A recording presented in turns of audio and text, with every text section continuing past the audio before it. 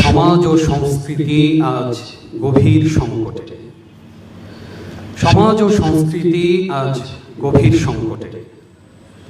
তুমি উঠে দাঁড়ালেই রবের দয়ায় সব যাবে পাল্টে। কি বলেন, ঠিক কি না?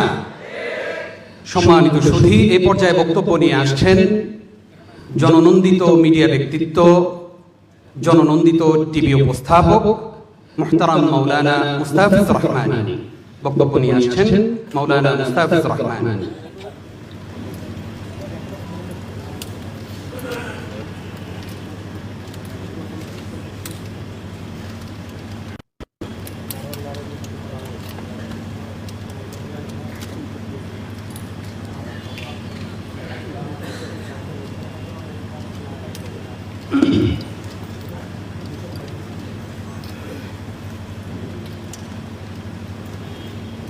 আসসালামু আলাইকুম ওয়া রাহমাতুল্লাহি ওয়া বারাকাতুহু।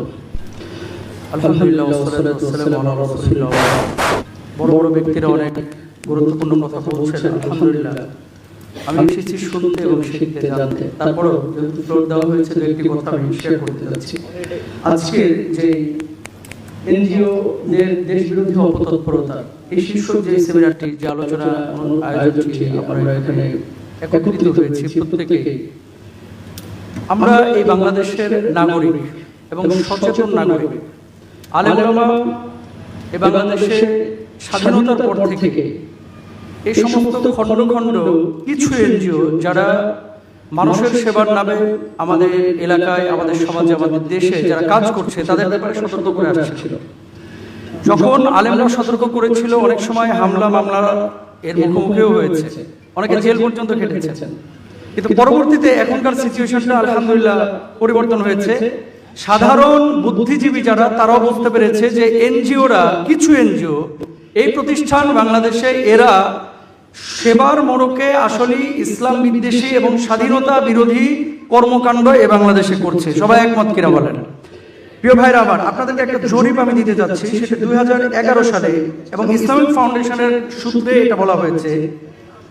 10 আগস্ট দৈনিক ইনক্লাবে খ্রিস্টান বানানো হচ্ছে উপজাতীয়দের শিরোনামে প্রকাশিত একটি প্রতিবেদন থেকে সেখানে উল্লেখ করা হয়েছে দেশের বিভিন্ন অঞ্চলে 45টি উপজাতির অস্তিত্ব রয়েছে। এর মধ্যে 3 পার্বত্য জেলায় 14টি এনজিও কোম্পানির উপস্থিতি রয়েছে। 3 পার্বত্য জেলায়। এখানে উপজাতির 30.57% চাকমা, 16.60% মারমা, 7.39% ত্রিপুরা, 6.16% অন্যান্য উপজাতি।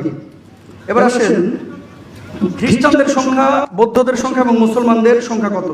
সেই সময় তথ্য অনুযায়ী শুধু বান্দরবান জেলায় মুসলমানের সংখ্যা ছিল 1,47,062 জন, যেখানে খ্রিস্টানের সংখ্যা ছিল 1,03,997 জন।